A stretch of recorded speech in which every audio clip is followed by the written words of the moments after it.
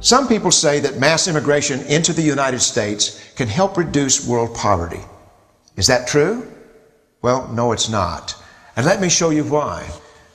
This gumball represents the 1 million legal immigrants that the United States has taken every year on average since 1990. Now, who in the world deserves our humanitarian compassion? The World Bank has one measure of the desperately poor of the world. They make less than $2 a day. And how many people make less than $2 a day in the world? Well, let's start with Africa. In Africa alone, there are 650 million people who make less than $2 a day. 650 million. And in India, another 890 million people, desperately poor. China adds another 480 million people, making less than $2 a day. And unfortunately, the rest of Asia has a heartbreaking 810 million people who the World Bank says make less than $2 a day. And finally, there's 105 million of Latin America's population that are desperately poor. All told, the World Bank says there are 3 billion people in the world.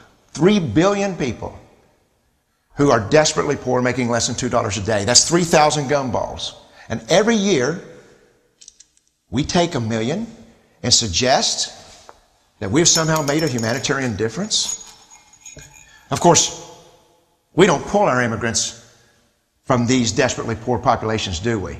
These people are too poor, too sick, too disconnected to make it here as immigrants. We tend to pull our immigrants out of the better off poor of the world. And Mexico tends to define the type of immigrant that we bring here because the plurality of people come from Mexico. And Mexico is poor. How many people in the world live in countries that have average incomes lower than that of Mexico? And the World Bank tells us that that number is these 3 billion plus another 2.6 billion people. 5.6 billion people in the world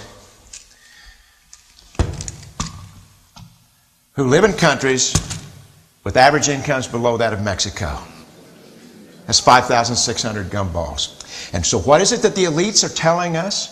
They're telling us that when we take this 1 million immigrants,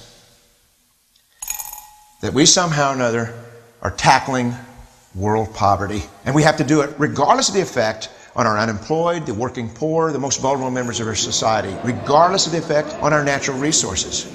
Even if we went by the most radical proposals in Washington, which are to actually double our immigration to 2 million a year, which would totally overwhelm our physical, natural, and social infrastructures, we couldn't make a noticeable difference. And we may be really hurting the impoverished people of the world because the million that we do take are among the most energetic, often the better educated, certainly the most dissatisfied people that if they did not immigrate would be the agents for change to improve the lot of all the people in these countries. The true heroes in the global humanitarian field are the people in these countries who have the wherewithal to immigrate to another country, but instead stay in their countries, to apply their skills to help their fellow countrymen. Unfortunately, our immigration system tends to entice these very type of people to abandon their countrymen. The impossibility of making even a dent is actually worse than it looks here. Because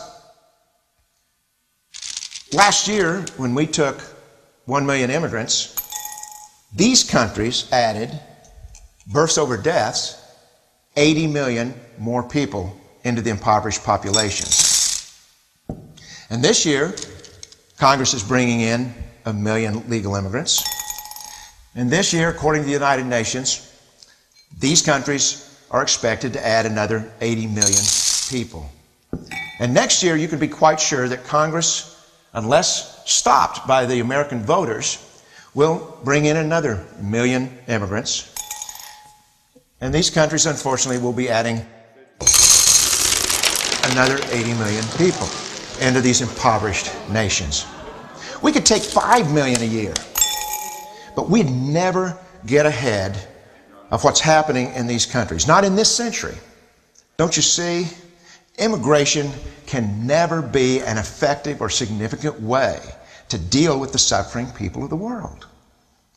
They have to be helped where they live.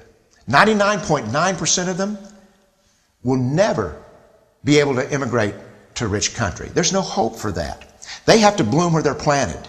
The only place that 99.9% of these people can be helped is where they live. Let's help them there.